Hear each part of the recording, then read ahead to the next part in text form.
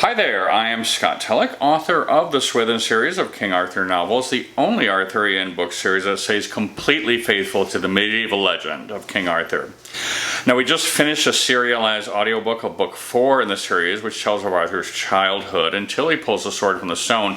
And in this video, I'm going to talk about where I am with book 5 and give a little preview of what you can expect and what's going to be next for these characters. Okay, so you know that the whole deal with my series is that I stay faithful to the Arthurian legend, but in book 4 there wasn't a whole lot of material in the legend that dealt with Arthur's childhood. So that novel is pretty much 95% made up by me. Book 5 is also going to be 90% made up by me because there also isn't much in this legend about this period.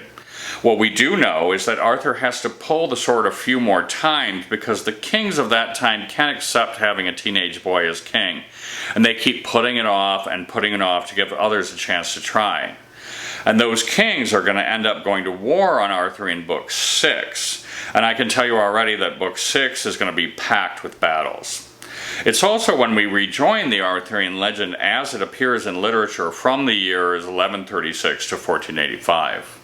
Now, there are a few lines in Le Morte d'Arthur that really struck me, and it was these lines that made me want to have a novel covering this time. And what it says is, "Then the Archbishop of Canterbury, by Merlin's providence, let purvey then of the best knights that they could get, such as knights as Uther Pendragon loved best and most trusted in his days. And such knights were put about Arthur as Sir Bodwin of Britain, Sir Kay, Sir Ulfius, and Sir Brastias, who's known in my books by another name from the legend, Brettel. All these, with many other, were always about Arthur day and night till the feast of Pentecost." And that made me like, okay, I have to do a whole book in this period because the thought of Arthur in training with the knights we already know, which were the knights who fought alongside his father, Uther Pendragon, was just too delicious to pass up. Specifically, the knights Ulfius and Brettel become his main trainers, and if you've read the series, you know that Ulfius had a very big part in book 3, and Brettel also got some good coverage there. Book 3 also had some very dark dealings that resulted in Arthur being born. If you've seen the movie Excalibur or are familiar with the legend, this is where the king disguised himself as the husband of Igraine, King Arthur's mother, and tricked her into conceiving Arthur. Ulfius was Uther's main knight and played a big part in those proceedings, and Brettel was Igraine's main knight, who's still broken up over how he failed to protect her. In this book, a lot of those events become a problem as Brettel realizes that Ulfius played a much bigger part in the deception of his lady than he had realized, and suffice to say he is not happy about that. And Arthur is stuck in the middle of them. So that's the main plot. You don't have to have read book 3, as I'll explain everything that happened, but if you have read it, you will know all the history that they're talking about in the book. The other thing that happens is Arthur, who was raised in a modest existence in a small town, has to face the fact that he's going to be king and deal with the reality that his whole life is about to completely change. And this is where things got weird for me because the writing of this book coincided with the pandemic and the lockdowns. So I'm writing a character whose whole life changes, just as my whole life had to change. And a character who's so overwhelmed by what is happening that he just has to kind of go mindless and let all the changes wash over him, just as I was so overwhelmed by all the changes happening in the world, and I just had to let go and let them pass by and try to make sense of it all later. So that was really weird, and I'll definitely always consider this one to be a pandemic novel. That said, I really kind of struggled with this novel, and in writing a series, a lot of pressure develops because if you write one bomb novel, there's a real chance that everyone will just give up on your series and never come back. And I was just kind of writing, and the scenes were kind of meandering, as opposed to book 4, which is meandering, but it's all leading toward a definite ending. And part of me was like, okay, this is it. This is the one that's going to ruin the series because it all just seems so meandering. I can say all this now that I've solidified what's going to happen in it, and I'm quite confident it's pretty solid.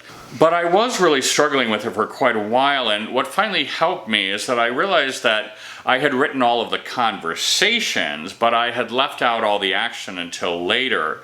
And this actually helped me to understand that the reason I did that is that the novel is about a sea change. It's about a gradual change in Arthur over the course of the novel and his process of maturation from the sweet but naive boy we left him as and the more mature guy that we can plausibly see move into the role of king.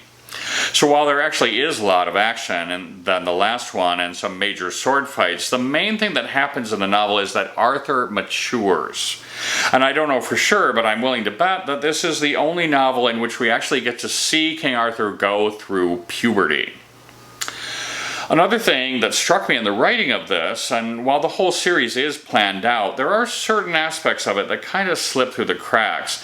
And one was that it occurred to me that we left Arthur at the end of book 4 as a kind of sweet, almost pacifistic boy, and by the time we get to book 6, which is only 6 months of story time from now, we're going to have to believe that this kid is going to lead armies in war and kill several people.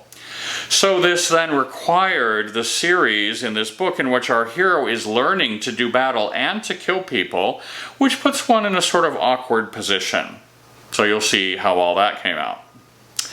So to leave Arthur to one side for a moment, one character who has been a bit on the sidelines of the whole series but moves to center stage in book 5 is Viviani, the Lady of the Lake. We've seen her a bit here and there, but in this book she has a major role to play that's going to have implications for the entire series going down the line. Arthur is the main character of the book, but Viviani and Merlin have a big thread that make up about a quarter of the book as they come to terms with one another and work out how they're going to deal with one another, because Merlin has made his plans and he does not take kindly to anyone interfering with them. And finally, as I said, book 4 and book 5 fill areas in the legend that are not covered in the old material, and in book 6 we come fully back into the story as it appears in the Arthurian legend. That said, in this book the scope of the story just explodes and we see a lot of characters that are going to have major parts to play in upcoming installments. I don't want to give any of them away and spoil any surprises for those familiar with the legend, but a lot of time in the legend we meet someone and we hear about their past. But in this series I'm able to dramatize their past, so by the time we get to it in their parts of the story, you already have that knowledge and history of them and what happened. So you don't just hear about what happened, you'll actually remember it from the previous books. And one of the things that excites me about the potential of this whole series is that as we go on, we'll have this massive accumulated history and resonance from this whole society of interrelated characters, which is kind of mind-blowing. Anyway, so I'm in the final stages of writing, and soon we'll move into revising. I'm pretty excited by the book at this point, and I think it'll be pretty good, so I'm looking forward to it. If no emergencies come up, it should be ready by the end of the year, if not before. Alrighty, so thank you so much for listening and your interest, and watch out for book 5 by the end of the year. Thanks a lot.